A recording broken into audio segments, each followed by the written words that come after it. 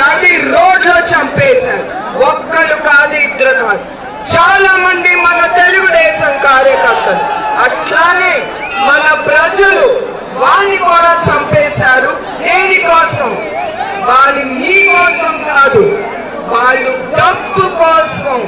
డబ్బు డబ్బు డబ్బు, దానికోసం ప్రజల్ని కూడా నాశనం చేసేశారు. మనందరం ఒకటి, ఎవ్వరూ మనందరినీ విడదీయలేరు. అవునా కాదా?